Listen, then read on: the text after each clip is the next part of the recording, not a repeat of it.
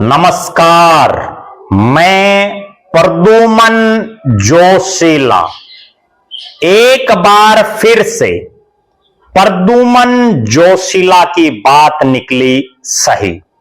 हमने जो बात आज से कई दिन पहले की वो आज सत्य साबित हो गई।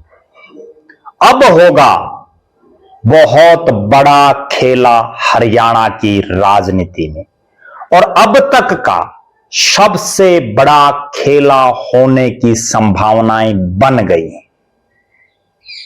इस वीडियो में हम चर्चा करेंगे कि हमने यानी प्रद्युमन जोशीला ने आज से कई दिन पहले एक वीडियो बनाया था जिसमें हमने बताया था कि कौन होगा हरियाणा का अगला सुभाष चंद्रा, कौन होगा हरियाणा का अगला कार्तिकेय शर्मा, यानी कौन वो शख्स होगा जो निर्दलीय प्रत्याशी के तौर पर फार्म भरेगा, भारतीय जनता पार्टी की सपोर्ट से दूसरे दलों के जो विधायक हैं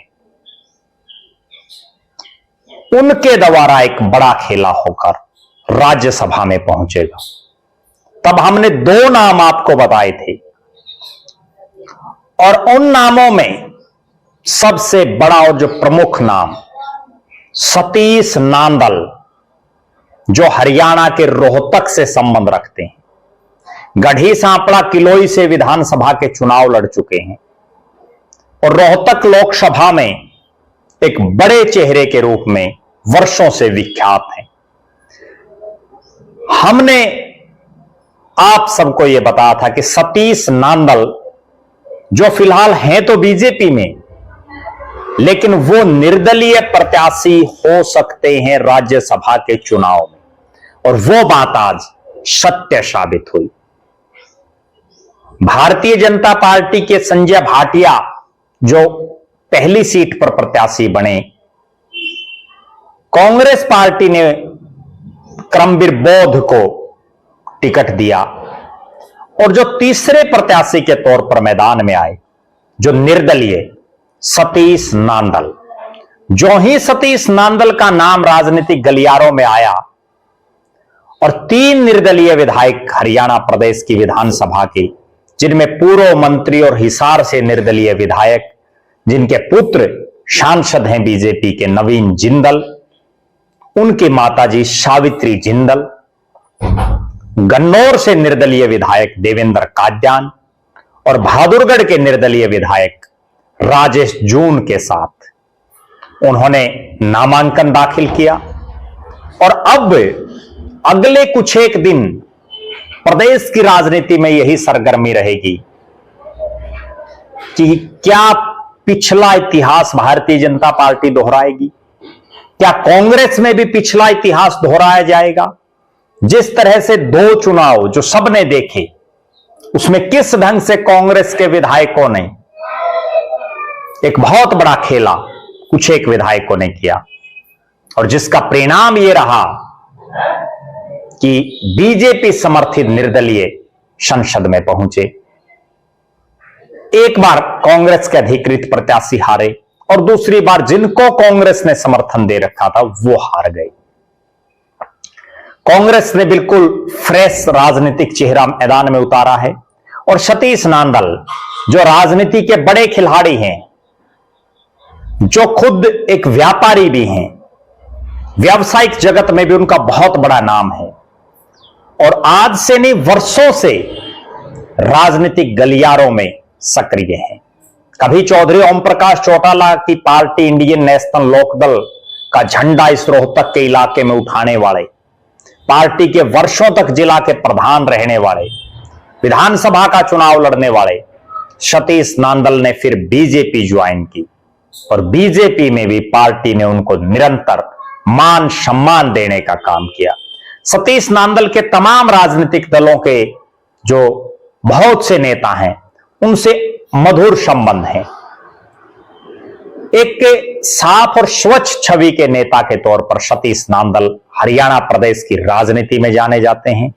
एक ऐसा चेहरा जो बहुत धनाढ्य होने के बावजूद, जिनका आर्थिक बजट, आर्थिक जुगाड़ बहुत बढ़िया होने के बावजूद बड़े मिलनसार और सबसे मिलते समय अपनत्व जो शख्स दिखाते हों, ऐसा चेहरा है सतीश नांदल। जनता से उन्होंने वोट मांगे हैं बार बार। चौधरी भूपेंद्र सिंह हुड्डा की टक्कर में एक मजबूत चेहरा इस इलाके में वो उभरे। अब बारी है विधायकों से वोट लेने की। अब उनको जरूरत बीजेपी के विधायकों की भी है, जरूरत इंडियन नेशनल लोकदल के विधायकों की भी है, जरूरत कांग्रेस पार्टी के विधायकों की भी है अगर उनको जीतना है तो, और जरूरत निर्दलियों की भी है। सतीश नांदल चूंकि एक ऐसा चेहरा जो मैनेजमेंट का भी अच्छा खिलाड़ी है, बड़े बड़े नेताओं का चुनाव में उनकी जो भूमिका रही है वो सबके सामने है। जो ही सतीश नांदल के बारे में हमने आज से काफी दिन पहले बताई थी तो उस समय बहुत लोगों को वो बात जच नहीं रही थी, हजम नहीं हो रही थी। लेकिन हमारे भी सोर्सेज हैं, हमें भी पता चल जाता है कि कौन शख्स मैदान में आएगा। और यही एक कारण है, चाहे संजय भाटिया की टिकट का मामला हो या कांग्रेस के प्रत्याशी का, हमारी निगाहें हरियाणा प्रदेश की राजनीति की हर बारीकी पर लगी हुई है। जिस ढंग से सतीश नांदल की एक निर्दलीय प्रत्याशी के तौर पर राज्यसभा चुनाव में एंट्री हुई है, अगले 10 दिन हरियाणा के राजनीतिक गलियारों में अब यही सबसे बड़ा इशू रहेगा कि क्या निर्दलीय सतीश नांदल राज्यसभा में पहुंच पाएंगे, क्या कांग्रेस के विधायक एकजुट रह पाएंगे, या एक बार फिर से कांग्रेस में विधायक ही बड़ा खेला कर देंगे। भारतीय जनता पार्टी के जो विधायक हैं वो एकजुट खड़े रहेंगे पार्टी के साथ, इसमें तो कतई कोई दो राय नहीं, क्योंकि ऊपर भी बीजेपी की सरकार, नीचे भी बीजेपी की सरकार। और बीजेपी के जो विधायक हैं वो ज्यादा सा पार्टी लाइन से हट करके भी नहीं बोलते। लेकिन हमने देखा है अक्सर कि कांग्रेस के कई विधायक ऐसे हैं जो प्रदेश के मुख्यमंत्री नायब सिंह सैनी की सार्वजनिक मंचों पर तारीफ करते हैं। प्रदेश के कई कांग्रेस के ऐसे विधायक हैं जो गाहे बगाहे बीजेपी के नेताओं से उनके जो है दोस्ती जग जाहिर हो जाती है। इस चुनाव में यह बिल्कुल स्पष्ट हो जाएगा हरियाणा की राजनीति में कि सतीश नांदल पर कितने विधायक भरोसा करते हैं। वो तय करेगा इस हरियाणा प्रदेश की भविष्य की राजनीति की दशा और दिशा।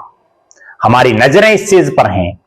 आप दर्शक भी जरूर कमेंट करें कि जो 3 प्रत्याशियों ने फार्म भरे हैं, जीतना तो 2 को ही है, उनमें कौन पहुंचेगा राज्यसभा, और क्या सतीश नांदल अगले सुभाष चंद्रा या कार्तिकेय शर्मा बनने जा रहे हैं।